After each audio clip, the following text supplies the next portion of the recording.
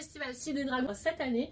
Et bien sûr, il est grand temps que je prépare mon costume et je vais vous le montrer à la fin de cette vidéo. Si vous aimez cette vidéo, n'hésitez pas à liker, n'hésitez pas à commenter pour me donner vos suggestions sur mon costume. Et bien sûr, abonnez-vous pour me suivre. Je vous montre surtout quelques images de Cidre et Dragon de l'année dernière, histoire de vous remettre un peu dans le bain.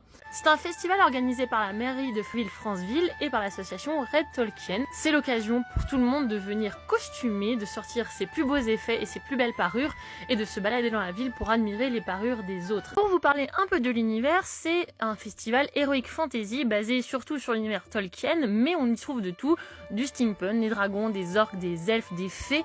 C'est vraiment un lâcher-prise sur les idées de fantasy qui peuvent exister. Du coup, le thème de cette année, c'est l'eau, donc il faut un costume approprié. Parce que l'année dernière, j'avais fait une robe médiévale rouge avec des bordures bleues, mais cette année, je vais jouer le jeu à fond et je vais partir sur un vrai thème de l'eau. Sur ça, j'ai commandé un patron pour faire une robe style 18e siècle, avec un bustier qui sera fermé à l'avant mais pas lacé et une jupe ample assez bouffante. Pour faire le bustier, donc en fait ce qu'on appelle le manteau avec qui tombe sur la jupe, je vais prendre ce tissu de jacquard assez épais, qui a un côté là que vous voyez un peu orange brique et l'autre côté qui est plus brun, avec des motifs vagues et en fait ça me rappelle beaucoup la coque de bateau.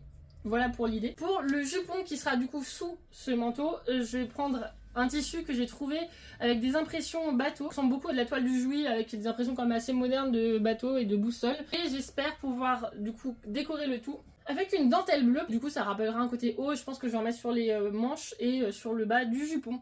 Voilà pour mon idée de costume pour Cidre et Dragon. Bien sûr je filmerai le tout. Donc rendez-vous dans quelques semaines pour voir le résultat et je vous emmènerai avec moi à Cidre et Dragon. A bientôt!